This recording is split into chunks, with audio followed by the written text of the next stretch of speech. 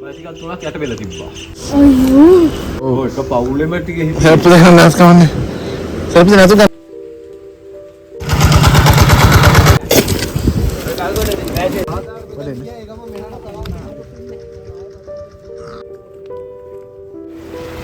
දින වල්ලයට. එරුණා. මේ වගේ ගල් තමයි වෙලා තියෙන්නේ පල්ලෙහාට. මේ වාලකේ බොනට නායයන් ඉතුරුනේ එකම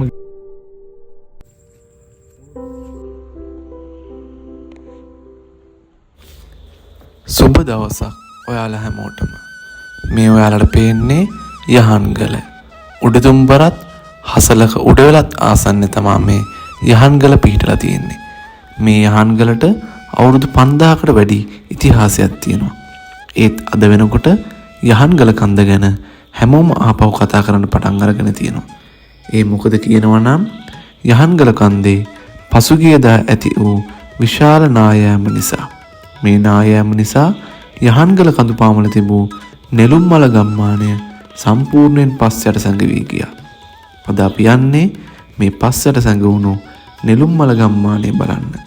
පවුල් 14ක ජීවත් වූ පුද්ගලයන් 32 දෙනෙකුට මරු කැඳවමින් පසුගියදා එනම් 2025 වූ නොවැම්බර් මාස 27 වනදා යහන්ගල කන්දේ තැන් කිහිපයකින් නායෑමක් සිදු වී යහන්ගල කඳු පාමුල තිබූ උඩත්තව ගමට මායිම තිබුණු නෙළුම්මල නම් ඉතා චමත්කාර අතිසුන්දර ගම්මානය පස්සට සැඟවී ගියා.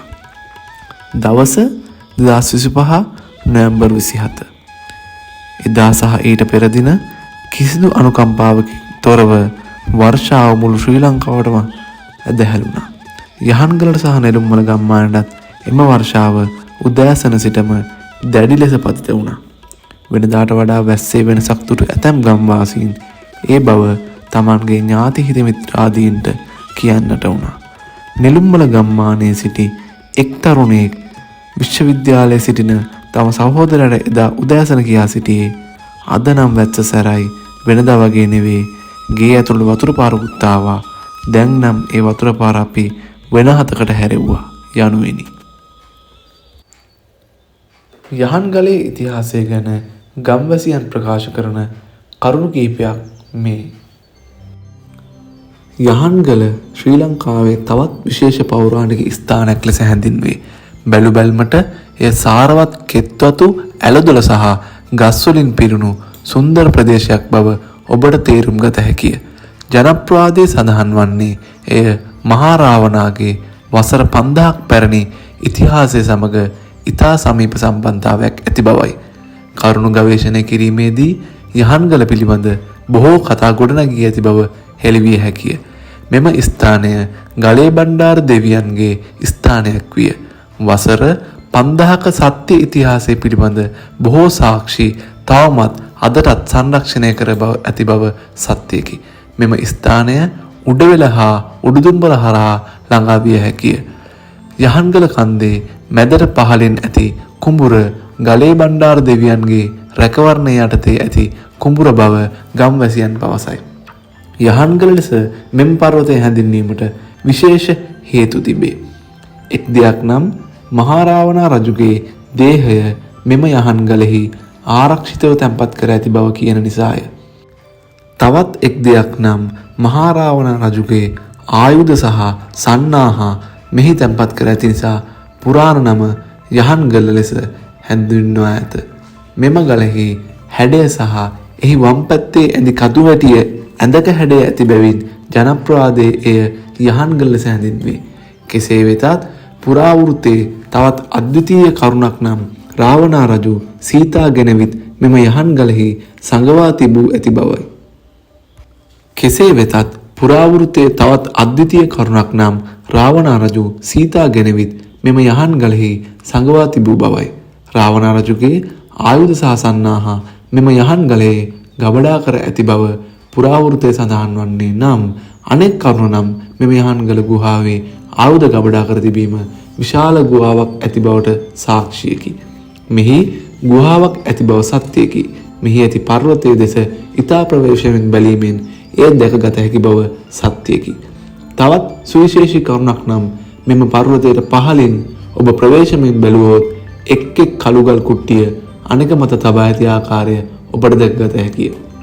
මෙම පර්වතයේ ආයුධ ගබඩා කිරීමට ගුහාවක් තිබේ නම් එයට ඇතුල් වීමට උමගක් හෝ ගල් දොරටුවක් තිබිය යුතුය. මෙම පර්වතයට පහළින් කුඹුරට පෙර වැවක් තිබූ බව ගම්වැසියන් පවසති. තවත් විශේෂ කරුණක් නම් මෙයට පහළින් කුඹුරට පෙර වේලි කාලයේදී අවශ්‍ය සියලු උදැල්ල, සවල් සහ නගුල් ගෙන එන ලදී. කුඹුරේ වැඩ ආරම්භ කිරීමට පෙර පැරණි ගම්වැසියන් මෙම පර්වතයේ විශේෂ ස්ථානයකට ගොස් බණ්ඩාර දෙවියන්ට යාඥා කළහ. ඔවුන්ට මෙම ගොවිතැන් මෙවලම් පසුදා ලැබුණි. කුඹුරේ වැඩ අවසන් වූ පසු සියලු ගොවිතැන් මෙවලම් මෙම පර්වතයේ යාඥා පැවැත්වූ ස්ථානයට ආපසු ගෙන යා යුතු බව ගම්වැසියන් පවසති. නමුත් එක්වරකට එක් පුද්ගලයෙකුගේ අනවශ්‍ය ක්‍රියාමාර්ග නිසා ඉන්පසු එම ගොවිතැන් මෙවලම් නැවත නොලැබුණු බව ගම්වැසියන් පවසති. මෙම ස්ථානය මහා රාවණා සහ මහියංගන රජමහා ඉතිහාසය සමග සම්බන්ධ වේ. විහාරස්ථානයේ ඉතිහාසයේද ඊටාම සමීප බව සත්‍යයකි. එසේ පැවතීමට හේතුව ජනප්‍රවාදයට අනුව මහියංගන රජමහා විහාරයේ පෙරහැර අතරතුර මෙම යහන්ගලෙහි එක් ස්ථානයක් දීප්තිමත් ආලෝකයක් දිස්වූ බවයි. මෙහි තවත් සුවිශේෂී කරුණක් නම් මෙම යහන්ගලෙහි හේවිසි ශබ්දය පුරපසළොස්වක පොහෝ දිනවල ඇසුණු බව ගම්වැසියන් පැවසූ නමුත් දැන්නේ ඇසෙන්නේ නැත. මෙම පාෂාණමය දිවයිනේ බොහෝ ස්ථානවල ඔබ සහ මම නොසිතන බොහෝ දේ ඇති බව අමුතුවෙන් කියවිය යුතු නැත. කෙසේ වෙතත් මහා රාවණා ඉතිහාසයේ බොහෝ සැඟවුණු රහස් අදටත් මෙම පර්වතයේ සැඟවී ඇති බව නිසකය. මෙම රහස් තවමත් මෙම මහ පොළොව විසින් සැඟවී ආරක්ෂා කරනු ඇත. අද යහන්ගලට කොපමණ පිරිසක් පැමිණියත් ඔවුන් යහන්ගල පිළිබඳ ඉතා කුඩා කතාවක් පමණක් දනිති. සමහර විට එතෙක් කිසිවෙකු දිගු කලක් යහන්ගල පිළිබඳ විශේෂ ගවේෂණයක් සිදු කර හෝ කිසිවක් හෙළි කර නොමැති නිසා විය හැකිය. මේ අතර මෙම සමාජයේ බොහෝ සැඟවුණු දේවල් දන්නා නමුත් ඒවා හෙළි කර නොහැකි බොහෝ දෙනෙක් සිටින අතර කරුණ නොදන්නා බොහෝ දෙනෙක් සිටිති. යහන්ගල යනු රාවණා ඉතිහාසයට අයත් බොහෝ රහස් රැඟවී ඇති ස්ථානයකි. අද ඒ දකින සෑම කෙනෙකුටම දැකගත හැකි යහන්ගලේ ඉහළම කොටස ගස්වලින් පිරී ඇති බවත් අඩි 6-7 දක්වා උස මාන පඳුරු පමණක් බවත්ය. නමුත් ඒ දකින සෑම කෙනෙකුටම ඒ වනාන්තරයක් ලෙස පෙනුනද වසර 5000කට පෙර යහන්ගලෙහි ඉහළම කොටස අපූර්ව ස්ථානයක් විය. එය සෙම්පතියන් සහ ආරක්ෂිතයන් ජීවත් වූ අක්කර ගණනාවක භූමි ප්‍රමාණයකින් යුත් විශේෂ ස්ථානයක් විය. යහන්ගල මුදුනේ විශේෂ ස්ථානයක් එක් කෙළවරක ගල් ගේට්ටුවක් සහ අනෙක් කෙළවරේ සෙම්පතියන් සහ ආරක්ෂකයන් ස්ථානගත කර තිබුණේය. අද යහන්ගල නම් භාවිතා වුවද එය කලින් යහන් ගබඩාව ලෙස හැඳින්විය. කෙසේ වෙතත් ඒ රාවණාගේ ඉතිහාසයට සම්බන්ධයි. රාවණා රජුගේ අනුදැනුමකින් තොරව එක් එක් පුද්ගලයාට එක් එක් කාර්ය පවරනු ලැබී යයි ඔබ සිතනවාද? එය අදටත් සැඟවී තිබුණද වසර 5000කට පෙර විශේෂ පුද්ගලයන් එය ආරක්ෂා කරමින් සිටි අතර රාවණා රජු නිතිපතා එය නැරඹීමට ගියේය. හිරුවලිය ඇතුළු වීමට පමණක් නොව ඉහළ මහලයට සහ අභ්‍යන්තර මහලට යාමටද ඉහළින් ගල් ගේට්ටුවක් නිර්මාණය කරන ලදී. ඔබට ඉහළ මහලට හෝ පහළ අභ්‍යන්තර මහලට යාමට අවශ්‍ය නම් ඔබට පහළින් පමණක් ගේට්ටුවක් නිර්මාණය කළ හැකිව තිබිණි. එසේනම් ඉහළ මහල සඳහා ගේට්ටුවක් ඇයි? වෙනත් වචනවලින් කිව්වොත් ඔබ ගේට්ටුවෙන් හිරුවලිය ලබා ගන්නේ නම් හිරුවලිය ලබා ගැනීමට අවශ්‍ය නැත. මන්ද ඒ වන විටත් ආලෝකය ඇතුළට ඇතුළු වීමට ප්‍රමාණවත් තාක්ෂණයක් දියුණුවක් තිබුණු බැවිනි. අද යහන්ගල යනු වනාන්තරයෙන් වැසී ඇති වනසතුන්ගෙන් පිරුණු කන්දක් පමණක් බව සමහරු පවසති. නමුත් සමහරු පවසන්නේ ඒ රාවණා රජුගේ ප්‍රධාන ස්ථානයක් බවයි. රජු දඬුමොරණය විසින් රාවණා රජුට අයත් ප්‍රධාන විශේෂ ස්ථානයකට ගියේ. යහන්ගලේ ඉහළම මහලට ඉහළින් අදවන විට වනාන්තරයෙන් වැසී ඇති කොටසේ දඩුමොරණය නැවැත්වීමට නිර්මාණය කරන ලද ස්ථානයක් ගුවන්පතයක් සහ ඉහළම කොටසින් බැස්වීමට නිර්මාණය කරන ලද අපූරු ගල් පඩිපෙළක් තවමත් පවතී. නමුත් වර්තමානය සහ අනාගතය සඳහා මේ සියල්ල තවමත් හොඳින් සංරක්ෂණය කර ඇත. නමුත් මෙම ස්ථානය සහ ගුවන්පතය අද දැකගත හැකි රූස්ස ගස් මානපදුරු සහ දරුණු වන සතුන්ගෙන් වැසී තිබුණද රාවණා ඉතිහාසයේ ඇතැම් සිදුවීම් සහ දේවල් පෙන්눔 කරන්නේ කුමක්ද සමහරුන්ට සිතාගත නොහැකිය. ඒ වගේම තවත් විශේෂ දෙයක් තමයි අදටත් විශේෂ පොහොය දවස්වල වෙනත් ප්‍රදේශයකට ප්‍රධාන ස්ථානයක සිට විශේෂ පුද්ගලයෙක් යහන්ගල ස්ථාන කිහිපයකට පැමිණීම කළ යුතු දේ කර නැවත පැමිණීම. මේ අතර තමන්ගේ අවශ්‍යතාවලට තමන්ගේම අවස්ථාවාදී ක්‍රියාකාරකම් වලට පමණක් සීමා වී මේ දේවල් සොයා බැලීමට යන අය සිටිති. ඔවුන් දිනක අසරණ වන තෙක් අවසානයේ ඔවුන්ට සිදුවන දේ හිතා කිරීමටත් නොහැකි වේ. එම නිසා ඔබට අවශ්‍ය හෝ අකමැති දෙයක් කිරීමට පෙර දෙවරක් සිතීමට වග බලා ගන්න. මේ ඔබට පෙනෙන්නේ මේ විශාල නායෑමෙන් මේ ප්‍රදේශයේ වාසනාවන්ත ලෙස ඉතිරි වූ එක් නිවසක් වන බණ්ඩාරි මාමගේ නිවසයි. සාමාන්‍ය භූමියට වඩා ටිකක් උස්ව පිහිටන මේ නිවස සහිත භූමියේ පිහිටි මේ අලංකාර නිවසේ ජීවත් වන්නේ බණ්ඩාරි මාමා. ගම්වැසියන් ඔහුව ආමන්ත්‍රණය කළේ එලෙසයි. බණ්ඩාරි මාමා මේ නෙළුම්මල ගම්මානයේ සිටින ගොවි මහතෙක්. ඔහු ගොවිතැන් කරේ මේ ළඟපා තමයි. ඔහුගේ දහවල් කාලයේ විඩාව නිවා ගැනීමට ඔහු මෙම නිවස භාවිතා කළා. 27 වන දිනත් බණ්ඩාරි මාමා ගොවිතැන් කටයුතු අහවර කිරීමෙන් පසුව ඔහුගේ ඥාති නිවසකට ගොස් නැවත මෙම නිවසට පැමිණි වේලාවේදී හවස 6 පමණ වන විට මේ මහා ව්‍යසනය බණ්ඩාරි මාමගේ ඇස්පනා පිටම සිදුවිය. මුලින් මඩ සහිත පස් පහළට ඇදී එනට වූ අතර ඉන්පසුව කෙමෙන් පස් තට්ටුවද පහළට ඇදී එන දුටු බණ්ඩාරි මාමා හැකියවරින් ඒ බව අනෙක් අයට සැලකල සිටියේය. එහෙත් කීප දෙනෙක් ඉදිරිවන්නට අනෙක් සියලු දෙනාම ඒ මොහොතේ එම පස් කන්දට යට වී මිය දෙන්නට විය. දෙවත් දැහුණා? දෙපත් දැහුණා ඉතින්. මේ Facebook එකේ තමයි දැස්ල මේ ගෙදර. මේ මාමා තමයි ඉන්නේ. මේක ටිකක් කුසින්නේ මාමා තියෙන්නේ. ඔව් ටිකක් කුසින් මේක තියෙන්නේ. මාමා මෙතනද ගෙදර ඉන්නේ? ඔව් මම විතරයි. මාමා එතකොට මේ මෙතන හිටියද වෙන වෙලාවේ? ඔව් වෙන වෙලාවෙ හිටියා. ටැක්ටර් තුන සවුත් තුනා ඒකත් අදරන්න ගෙට දාලා උඩහට ගිහිල්ලා එනකොට එන්න බෑ ගෙදෙට. ඊට කියන්නේ හන්දෑවේ 4:00 වෙනකොට මෙතනත් එක්කෙනෙක් කොමදාගෙන ගියා එක්කෙනෙක් මම බේරා ගත්තා. ඉතුරු එක්කෙනා හොයාගන්න බැරි වුණා. එතකොටම ආවා කතන් ගා. ආයෙ කවුරුත් හිටියේ ඔක්කොම ගෑන්නේ. ඔව්. අරයා ගලකට දාලා එයා ආයෙ හරි කරගත්තා. ඉතුරු එක්කෙනා හොයාගන්න බැරි වුණා. මේ කට්ටියට කොහොමද පැනගන්න බැරි වුණා. මෙතන හිටපු කට්ටිය. මේ මං අර මේ ඉන්දික සර් එක්කව දන්නවද දන්නේ නැහැ. අර මේ කොළඹ ඉස්කෝලේ වැඩ කරන්නේ. ඒ සර් අපි කොළඹ ඉස්කෝලේ මාත් වැඩ කරන්නේ. වැඩ කරන්නේ. බාප්පලා දෙන්නෙක් ගියා කිව්වනේ සර්ගේ. දෙන්නෙක් ගියා. මේ ගුණේය හැමද? ඔව්. සර්ගේ බාප්පලා දෙන්නෙක්ම ගියාලු උඩ. දෙන්නෙක් හිටියා ගුණේයයි බණ්ඩයි. වෙන්න ඇති. ඔව්. එක පවුලම තමයි ඉතින් ලොකු අම්මලාගේ. ඔව්. එක පවුලෙම ටික හිටියේ. එහා පැත්තෙන් පාරේ කෙරවලේ මේ වගේ වෙලා අද්දර ගෙදර ඒ කට්ටියත් බේරුවා. අතන කිව්වා. බෝග අස්සේ. බෝග හැමුල. ඔව්.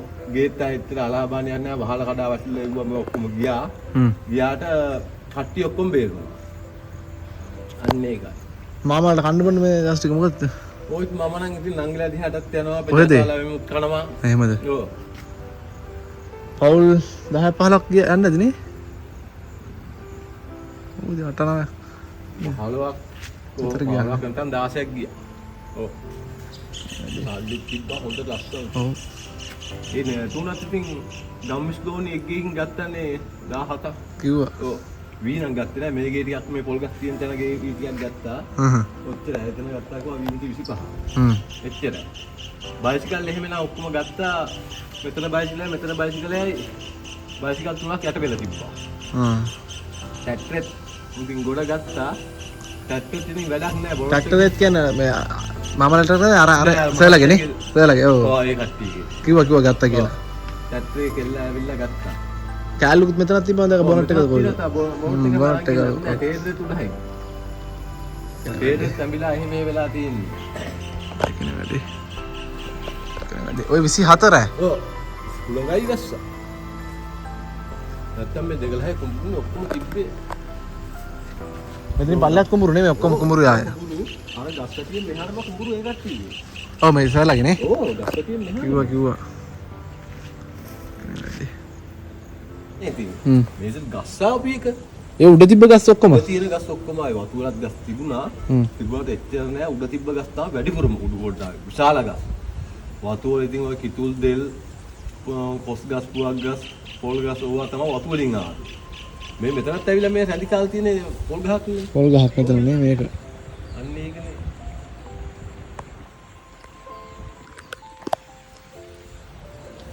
ගස් ටික ඇවිල්ලා තින් සැඳි කෑවා. යායම ඇරනවා. මාමලත් කුඹුරුද කරේ මාමලත්? ඔව් කුඹුරු වැඩ කරේ.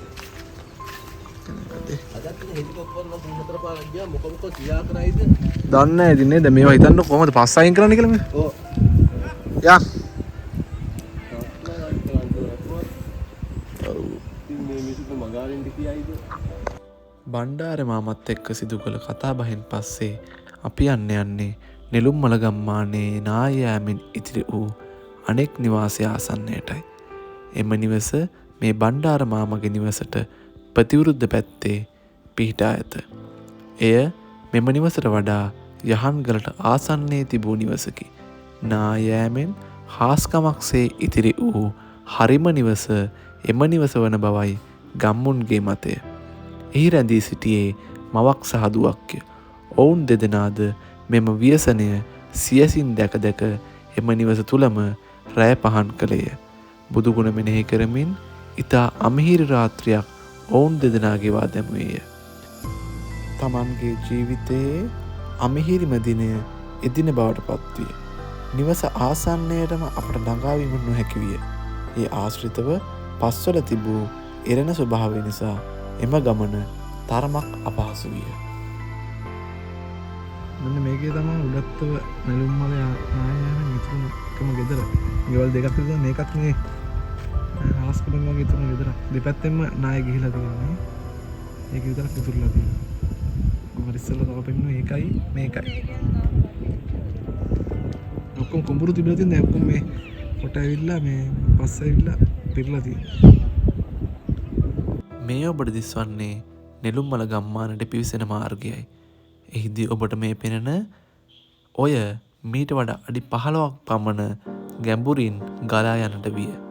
ඒත් දැන් නායාමෙන් අනතුරුව ඇති වූ පස්තට්ටුව හේතුවෙන් එය ගොඩ වී ඇත.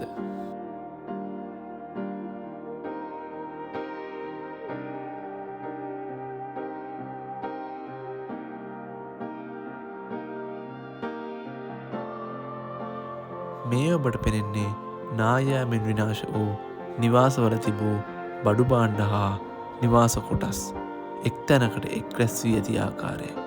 කුඩා දරුවන්ගේ සිට වැඩිහිටියන් දක්වා පරිහරණය කළ විවිධ දෑ මෙම ස්ථානයේ ගොඩගැසී පවතී.